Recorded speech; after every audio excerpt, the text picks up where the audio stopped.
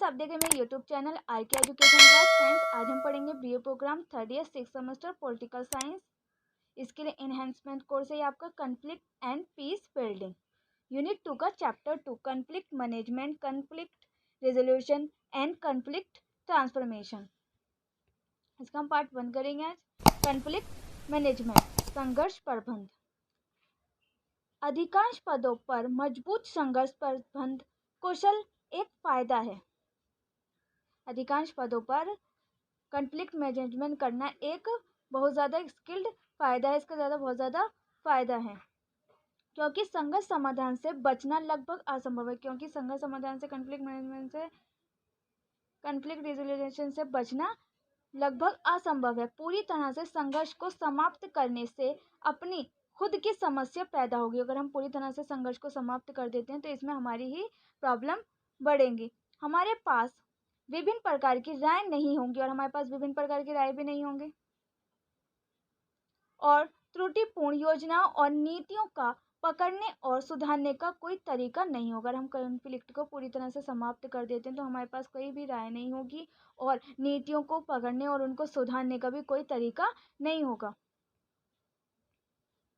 Introduction, परिचय। संघर्ष भी संस्था की एक स्वाभाविक समस्या है। संघर्ष भी संस्था की एक स्वाभाविक समस्या है क्योंकि जहां बहुत से विचारशील लोग काम करते हैं वहां मूल्यों, भावनाओं, आशाओं और उनके स्वयं के हितों के टकराव की संभावना होती है। क्योंकि जहां बहुत सारे लोग काम करते हैं, जब बहुत सारी विचारशील के विचार थिंकिंग के लोग काम करते हैं, वहां मूल्यों, उनकी भावनाओं, आशाओं और उनके स्वयं के हितों के टकराव की संभावना तो होती है। पॉसिबिलिटी है कि जब एक जगह बहुत सारे लोग काम कर रहे हैं या एक या दो व्यक्ति काम कर रहे हैं या एक से अधिक व्यक्ति काम कर रहे हैं तो वहाँ उनके मूल्य, उनकी भावना, उनकी आशा और उनके स्वयं के हितों के टकराव होना तो संभव ही है।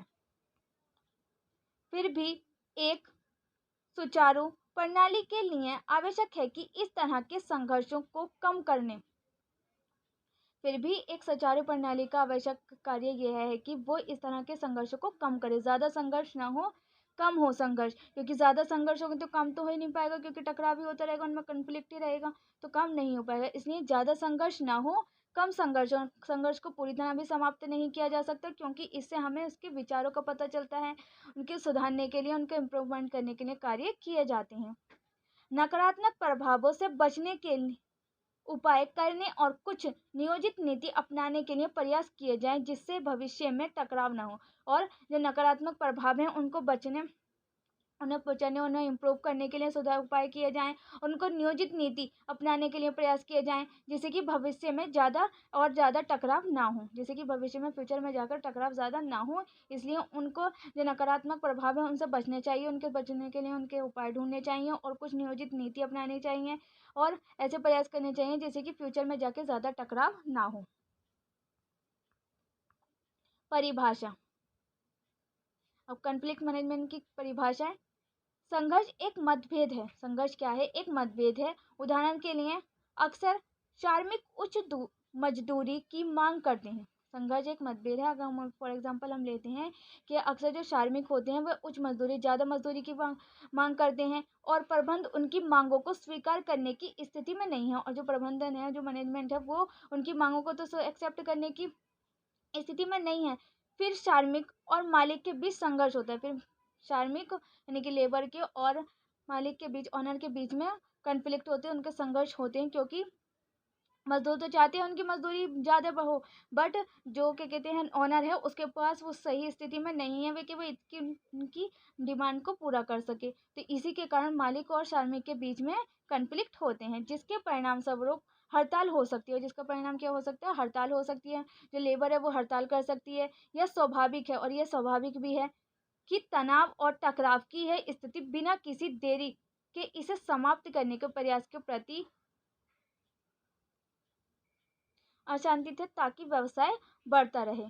और जो ये कॉन्फ्लिक्ट है और जो तनाव का माहौल हो गया उसको, स्थिति को बिना किसी देरी के हुए उसे समाप्त करना चाहिए जिससे कि व्यवसाय आगे बढ़ता रहे। हेम्सन के अनुसार संघर्ष एक ऐसा व्यवहार है जो दो या दो से अधिक पक्ष एक दूसरे का विरोध करते हैं। संघर्ष क्या है? संघर्ष एक ऐसा बिहेवियर है जिसमें कि दो या दो से अधिक व्यक्ति या पक्ष एक दूसरे का विरोध करते हैं, या जब एक पक्ष की कार्यवाही दूसरे पक्ष को उपेक्षित महसूस करने का कारण बनती है। या तो जब ये दो या दो से अधिक व्यक्ति गए कोई एक पक्ष एक दूसरे के साथ विरोध करते हैं, या जब होता है जब एक पक्ष की जो कार्यवाही है वो दूसरे को उपेक्षित महसूस कराने का कारण बनती है, या दो पक्ष या दो समूहों के बीच लड़ाई छिड़ जाती है, या तो दो पक्षों के बीच या दो दो समूहों के बीच लड़ाई छिड़ जाती है, या एक से अधिक लोगों के बीच जो लड़ाई छिड़ती है तो उसको कहते हैं हम समूह, ग्रुप ऑफ पर्सन। संघर्ष प्रबंधन क्या है? अब conflict management what is conflict management? संघर्ष प्रबंधन क्या है? What is conflict management? संघर्ष प्रबंधन समझदारी, निष्पक्ष और कुशलता से संघर्षों की पहचान करने और उन्हें संभालने में सक्षम होने का अभ्यास है। क्या है संघर्ष प्रबंधन? के समझदारी से, निष्पक्ष होकर, कुशलता से और संघर्ष को पहचानना और उन्हें संभालने का में सक्षम होने के, वो जो कॉन्फ्लिक्ट हो रहा है उसको समझना और उसको संभालना। यह असंगतियों या असहमति से निपटाने की प्रक्रिया है। ये असंगतियों और असहमति से निपटने की प्रक्रिया। उदाहरण के लिए राय, उद्देश्य और ज़रूरतों को अलग अलग करना। जैसे कि राय क्या है, उनका ऑब्जेक्टिव क्या है, उनकी ज़रूरतें क्या हैं, उनको अलग अलग करना और उसको इम्प्रूव करना। क्योंकि एक व्यवसाय में संघर्ष एक है। कार्यस्थल का प्राकृतिक हिस्सा यह महत्वपूर्ण है।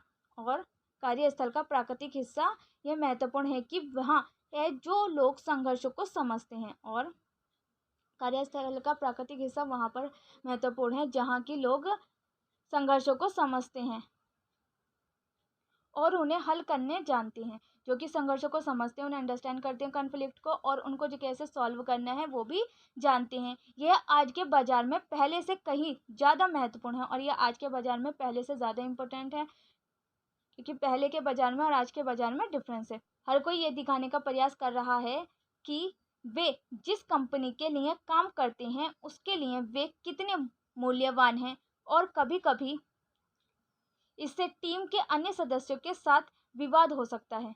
और ये यह दिखाने का प्रयास करते हैं कि वो जिस कंपनी में काम कर रहे हैं उसके लिए कितने मूल्यवान हैं, और कभी कभी इससे क्या होता है टीम के अन्य सदस्यों के साथ विवाद हो सकता है।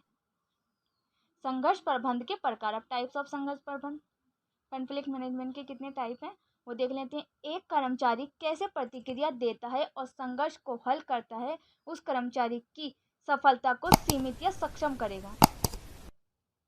संघर्ष प्रबंधन के प्रकार। Type of conflict management. एक कर्मचारी कैसे प्रतिक्रिया देता है और संघर्ष को हल करता है। एक कर्मचारी जो है वो किस अकॉर्डिंग उसकी फीडबैक देता है और उसको किस अकॉर्डिंग हल करता है, उस कर्मचारी की सफलता को सीमित या सक्षम करेगा। फर्स्ट, सहयोग करना, कोऑपरेट या कोलैबोरेटिंग। यह संघर्ष प्रबंधन शैली सर्वोत्तम दीर्घकालिक परिणाम उत्पन्न करती है, लेकिन इसे प्राप्त करना अक्सर सबसे कठिन और समय लेने वाला होता है।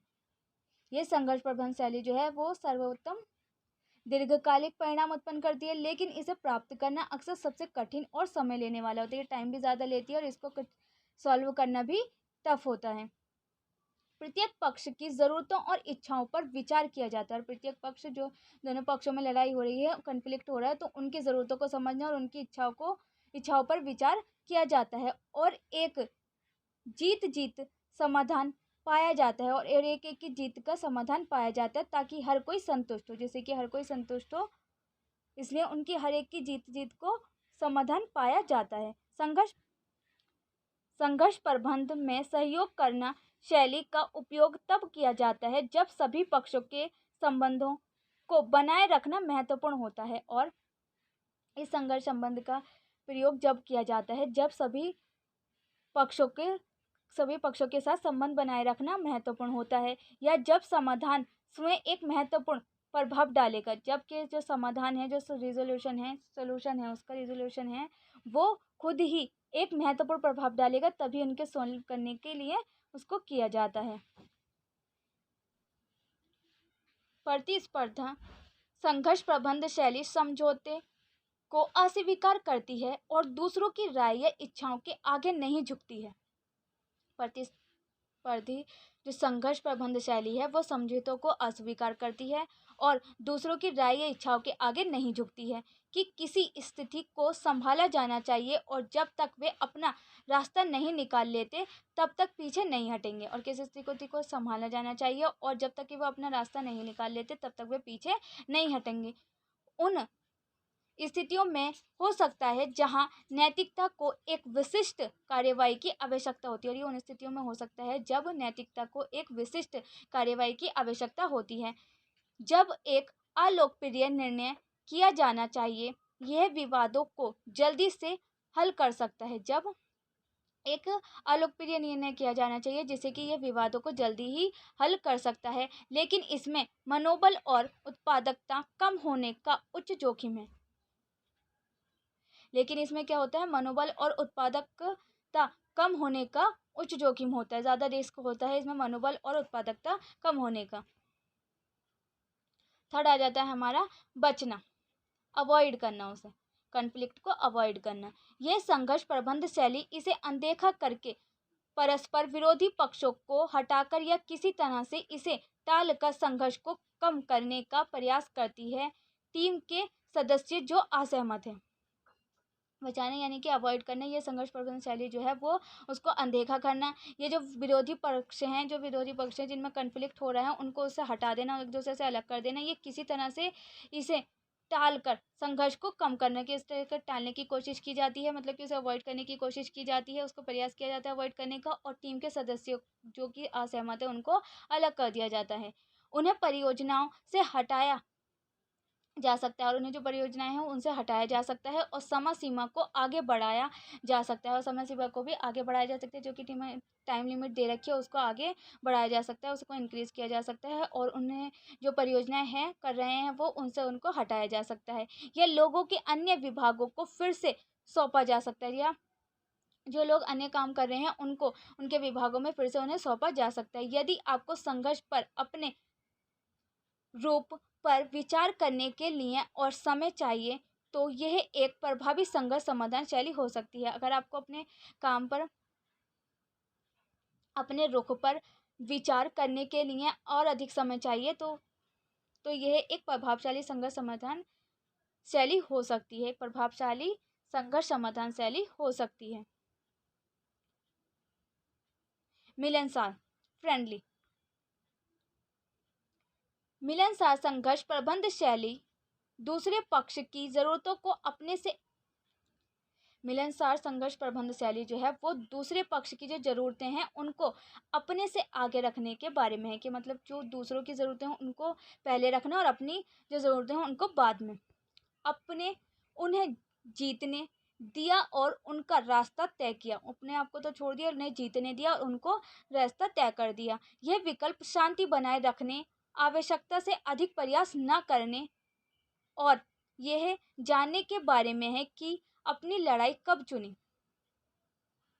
ये विकल्प शांति बनाए रखने के लिए हैं और आवश्यकता से अधिक प्रयास न करने और यह जानने के बारे में है कि आपने लड़ाई कब शुरू की, कि आपने लड़ाई कब चुनी। हालांकि यह एक कमज़ोर विकल्प प्रतीत हो सकता है, लेकिन ये क्या हो सकता है, एक कमज़ोर विकल्प प्रतीत हो सकता है। एक छोटे से संघर्ष को हल करने और अधिक महत्वपूर्ण मुद्दों पर आगे बढ़ने के लिए आवाज़ सबसे अच्छा तरीका हो सकता है, और एक छोटे से संघर्ष को हल करने के लिए और अधिक महत्वपूर्ण मुद्दों पर आगे बढ़ने के लिए यह एक सबसे अच्छा तरीका हो सकता है। यह शैली रिजॉल्वर की ओर से अत्यधिक सहयोगी हो, और ये जो शैली है मिलनसार शैली जो है वो रिजॉल्वर की ओर से अत्यधिक सहयोगी है, लेकिन इससे नाराज़गी हो सकती है, लेकिन इससे भी नाराज़गी हो सकती है। नेक्स्ट आता है समझौता करना, कॉम्प्रोमाइज़। यह संघर्ष प्रबंधन शैली एक समझौते पर पहुंचने के लिए दोनों पक्षों को अपनी इच्छाओं के कुछ पहलुओं को छोड़ने के लिए कहकर बीच का रास्ता तलाशती है। ये जो हमारी समझौता करने की जो संघर्ष प्रबंधन शैली है वो समझौते पर पहुंचने के लिए दोनों पक्षों को अपनी इच्छाओं के कुछ पहलुओं को छोड़ने, जो उनकी इच्छाएं हैं, उनकी जो डिज़ायर हैं, उनको छोड़ने के लिए, दोनों पक्षों को ही उनकी इच्छाओं को छोड़ने के लिए और बीच का रास्ता ढूंढने के लिए कहती है।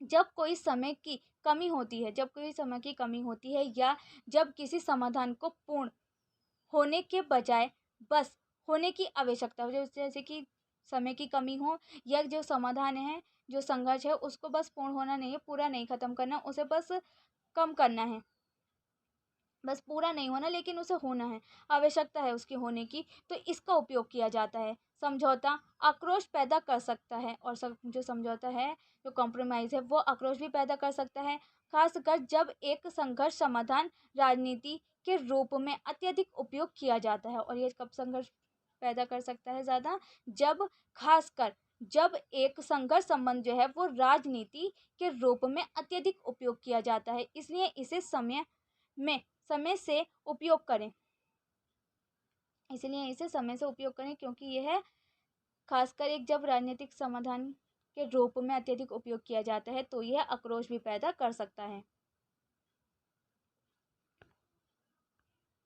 ये फ्रेंड्स डायग्राम है इसका, ये डायग्राम इसको आपको क्वेश्चन के मिड में बनाना है। ये मैंने लास्ट में बना दिया, आपको इसे क्वेश्चन के मिड में ही बनाना है। अगर आप चाहें तो बना भी सकते हैं, अगर आप चाहें तो स्किप भी कर सकते हैं।